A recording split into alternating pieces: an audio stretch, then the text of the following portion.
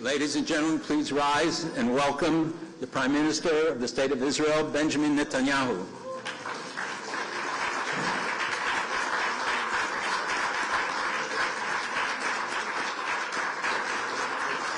I haven't seen him outside. I wanted to meet you.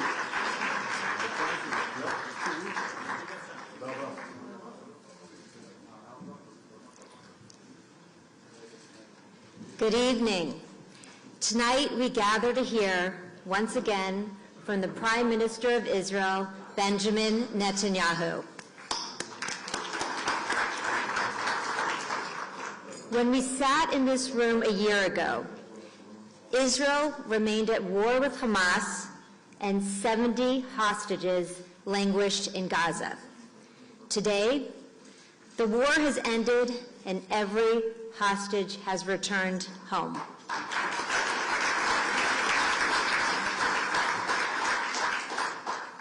Mr. Prime Minister, we thank you for your determined leadership during these very painful months and for your unwavering commitment to bringing every hostage home. The struggle to secure Israel against terror persists, but we recognize the extraordinary progress that Israel has achieved. We now look forward to hearing your vision for the next chapter in Israel's story. We convene here for the historic 51st Annual Conference of Presidents National Leadership Mission in Israel, in Jerusalem, the eternal capital of the Jewish people. We come to demonstrate once again that American Jews stand shoulder to shoulder with the people of Israel. The Jewish people are one. Mr. Prime Minister, your presence this evening reflects the enduring bond between Israel and American Jewry. You continue a tradition that stretches back to the earliest days of the Conference of Presidents. Every Prime Minister since Levi Eshkol has addressed this mission. And we are so grateful, and we know how busy you are, that you are upholding that legacy and returning to the United States in time to address us. Thank you very much. Ladies and gentlemen, please join me in welcoming the Prime Minister of the State of Israel, Benjamin Netanyahu.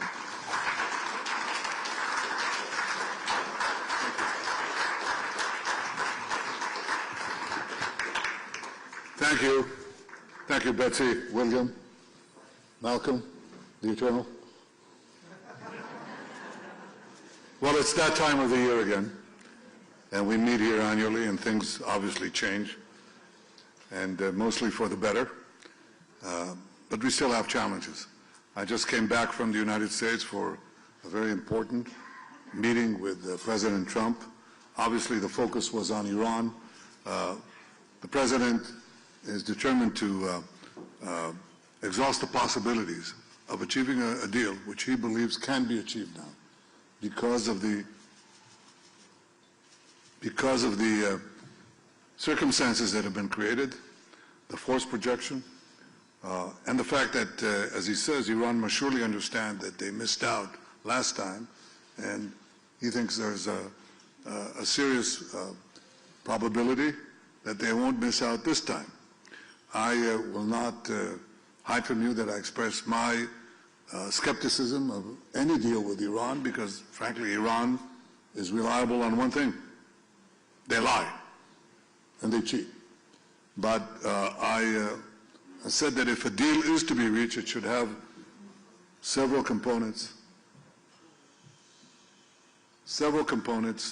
that we believe are important not only for the security of Israel, but for the security of the world. The United States, the region, the world. The first is that all enriched material has to leave Iran.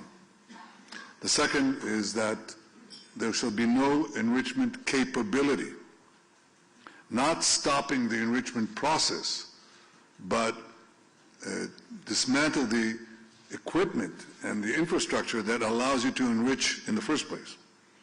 And the third is to deal also with the questions of ballistic missiles, There's an MTCR limitation of 300 kilometers, and Iran is supposed to adhere to it. Of course it doesn't, as the Rising Lion operation by itself manifested. Everybody knows that.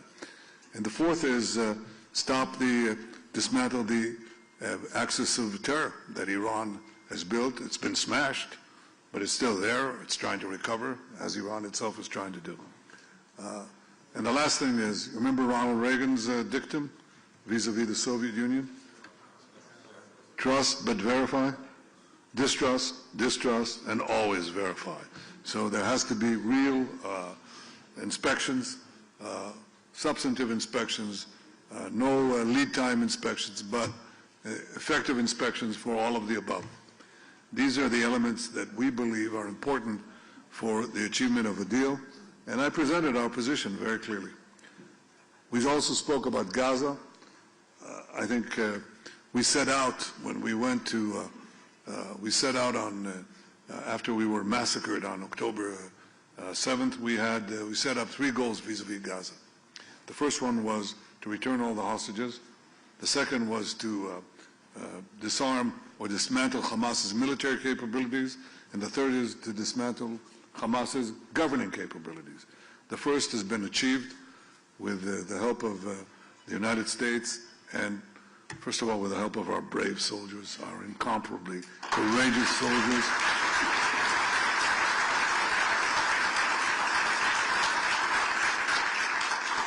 The support that we got from President Trump and his team, the support we got from you and so many around the world, and the decisions that we made not to cower and not to submit to the pressures that were put on us from outside and from inside.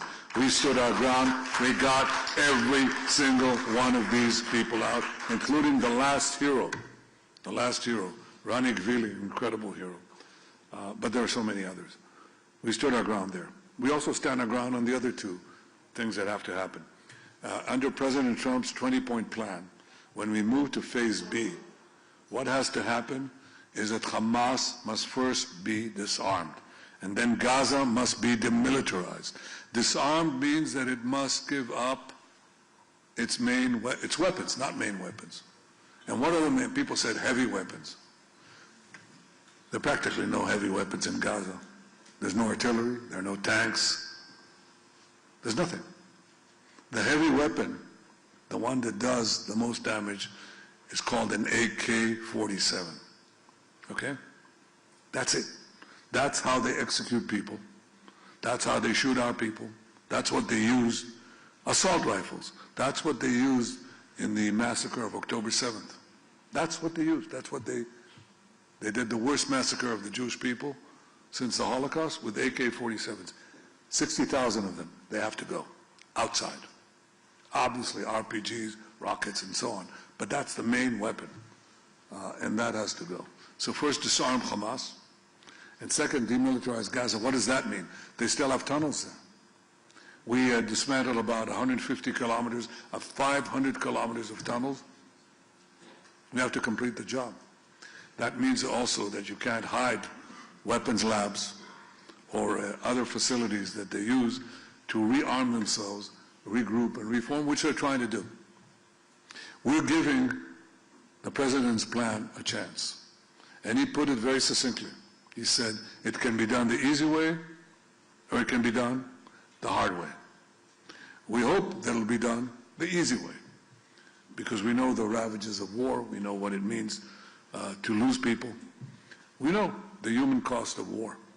But that goal has to be achieved one way or the other, and one way or the other, it will be achieved.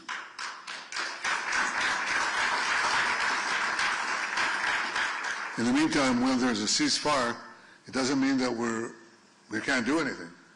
They attack us, including yesterday and today. We killed 13 terrorists. We act in response. We don't wait, we just do. They don't have a free rein, but we are giving them the time, giving the ISF, the International Security Force, and the President's Board of Peace and the various groups, various bodies that are under it, giving them the opportunity to try to do it the easy way. Again, we shall see. And it will be done. Gaza will not pose a threat ever again to the State of Israel.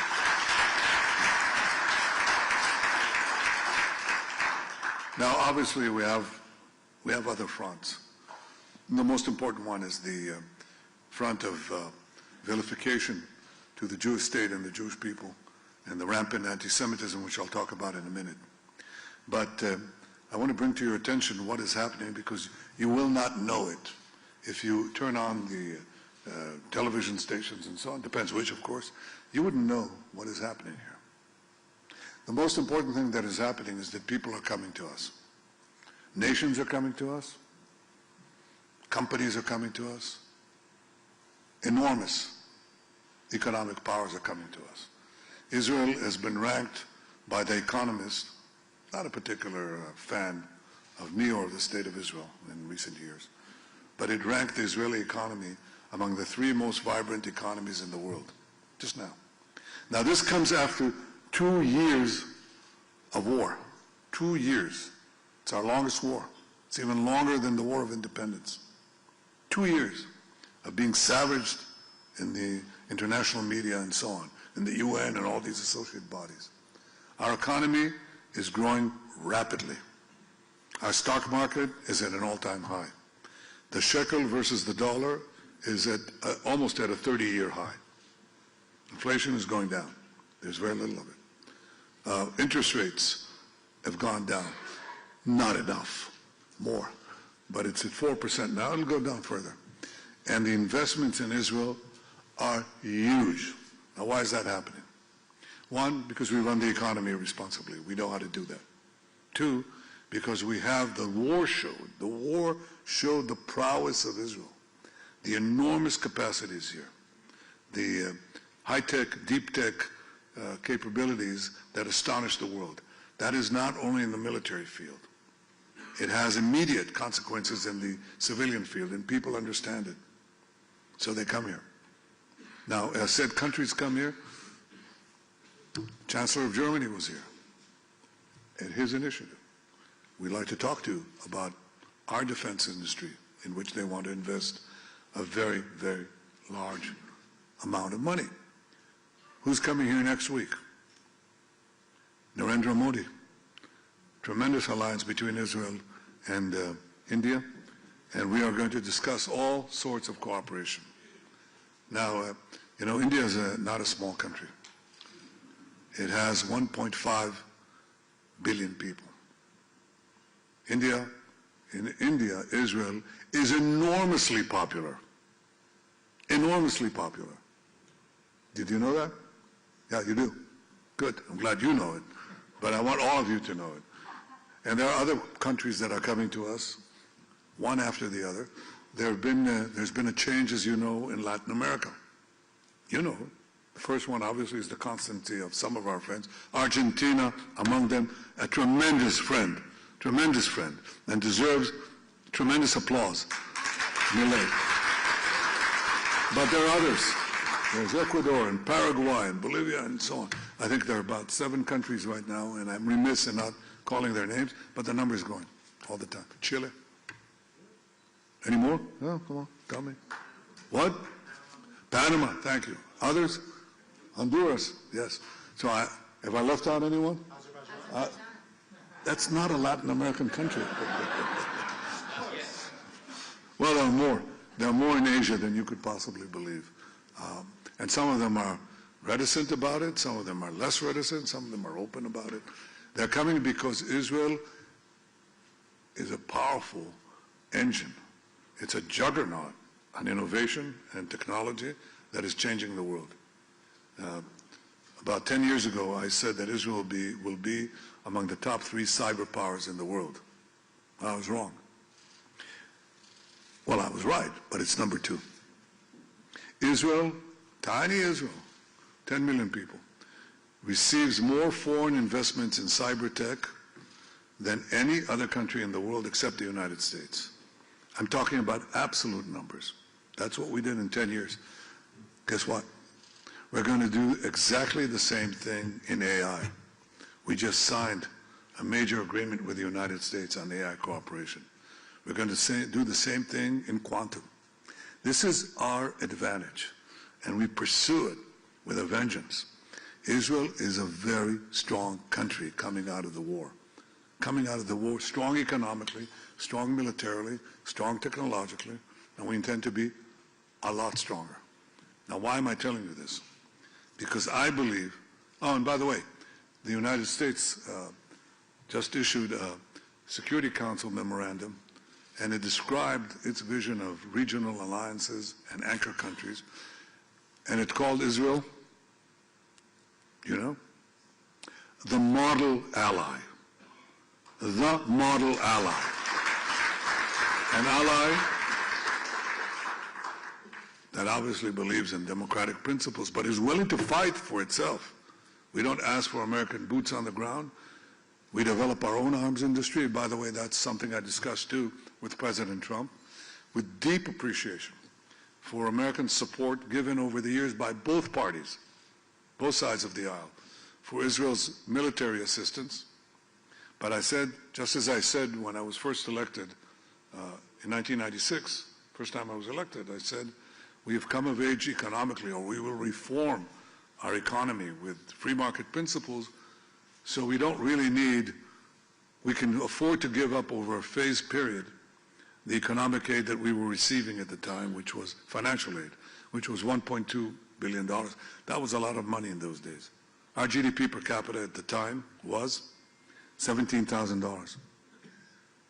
Now it's going to be very soon $65,000 per capita.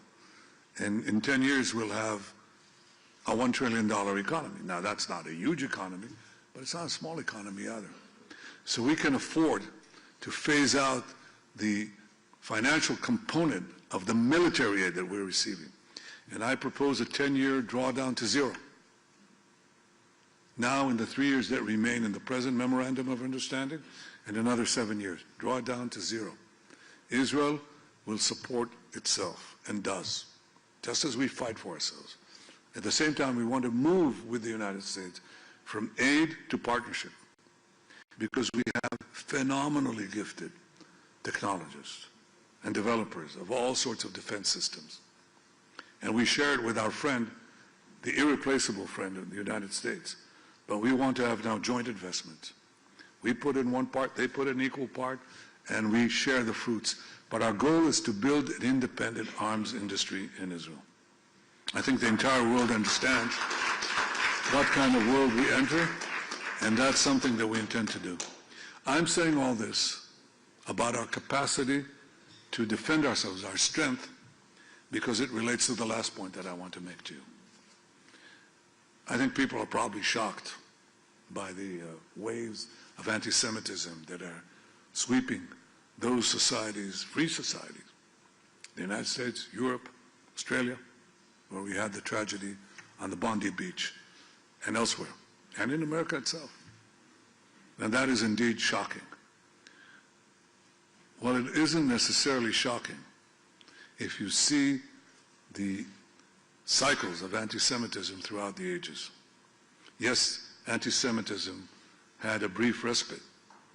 It did, respite after World War II, after the Holocaust, but it came back. It was quite prominent before World War II. No one here is old enough to have known Father Coughlin. Do you know who Father Coughlin was? Do you want to describe to them who Father Coughlin was? A lot of influence in America.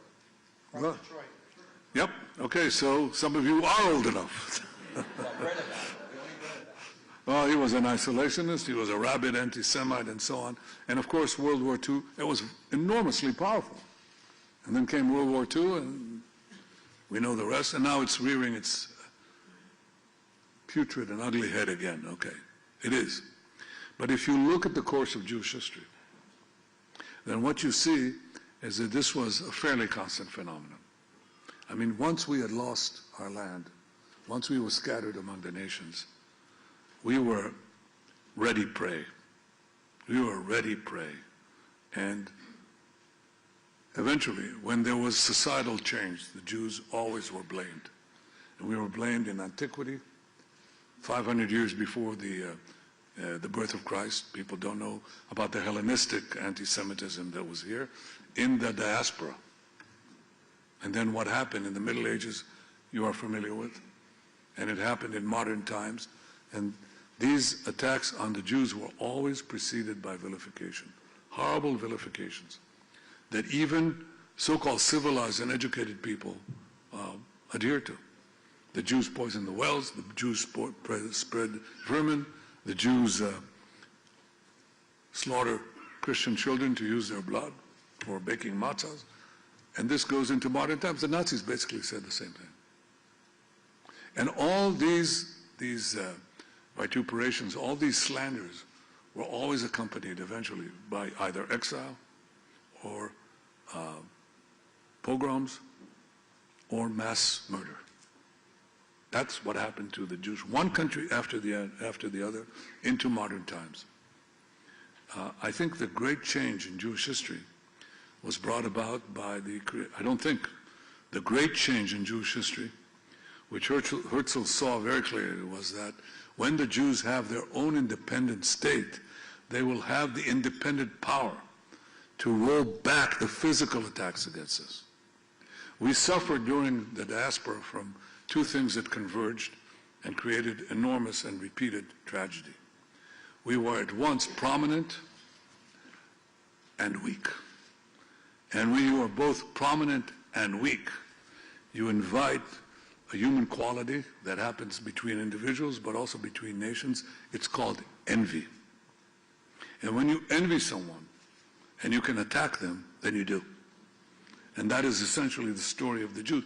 It's a simplification of anti-Semitism, but it tells you a great deal of what underpinned it. Well, with the rise of Israel, the Jewish state is definitely prominent, but it is no longer weak. On October 7th, they thought they'd do a Holocaust on us. That was the goal. If they could get away with it, they'd murder every last person, every last woman, child, infant that they could, which is what they did. But we rolled them back after day one with horrible consequences. We lost 1,200 innocent people. In the Holocaust, October 7th happened every day, 5,000 times. 5,000 times. We don't let a day of such tragedy go by. We rolled back our enemies. We're in the process of destroying the remainder of that terror axis. We can fight back. And countries are coming to us because we have that strength. And I submit to you that that strength is something that we have to display in every country. In Australia, in Europe, in the United States, everywhere. I say to you in front of these vilifications, do not cower. Do not bend. Do not bow your head. Fight back. Because people respect those who respect themselves. And the minorities that fought back, whether it's the blacks or the gays or women, they fought back. And what we have to do as Jews, both here in Israel and in the various Jewish communities around the world, beginning with the United States, is to fight back. Silence will not help. Looking askance will not help. Fight back. That's what I tell you. That's what I tell young Jewish students that I meet. I'm very proud of them when I meet them. I see that they have this inner fire. But it must be a policy. We fight back. There's going to be a media war. There's a digital war. Yes, I know all of that. And we're going to fight it together. But the most important thing is that you are willing, God, I hate to borrow this phrase, fight, fight, fight. You have to fight back. The first requirement to defeat anti-Semitism is to fight anti-Semitism. It's the only way. There's no other way. We do so, obviously, on the battlefield and the physical manifestations of those who want to slaughter us, and we're very successful in. But we have to do it on the information level or the disinformation level as well. And I guarantee you that if we do so, the Jewish future, as you see in this remarkable state, the Jewish state, the state of our people, will have a remarkable future. Thank you for your consistent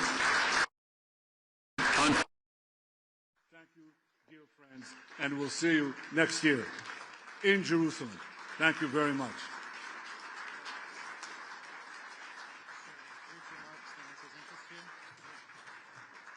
Mr. Prime Minister, thank you for joining us again. We are honored to hear your remarks.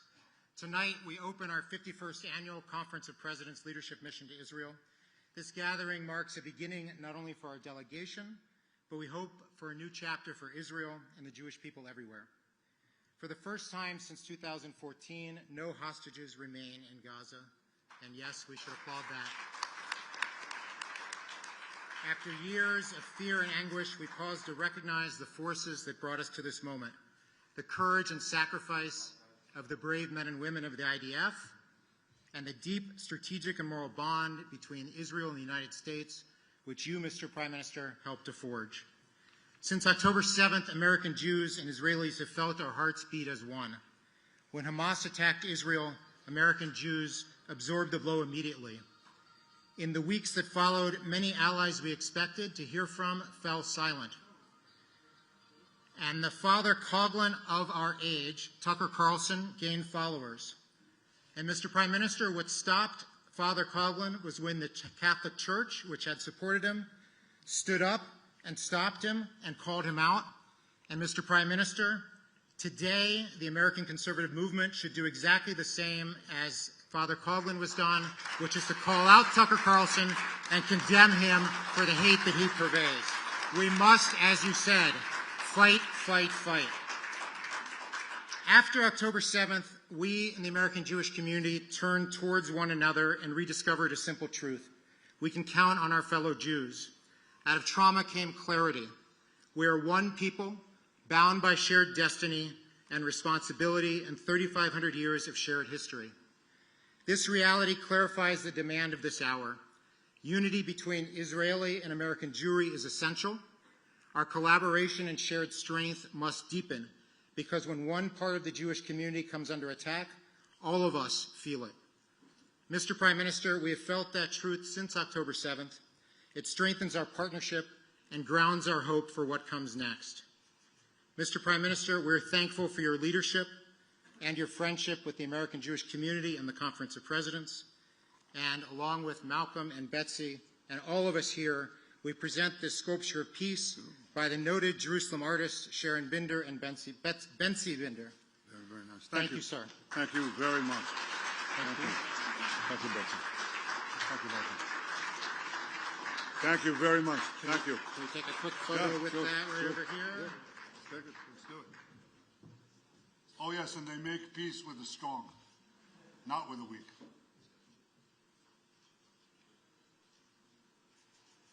Thank you. Thank you, sir. Thank you.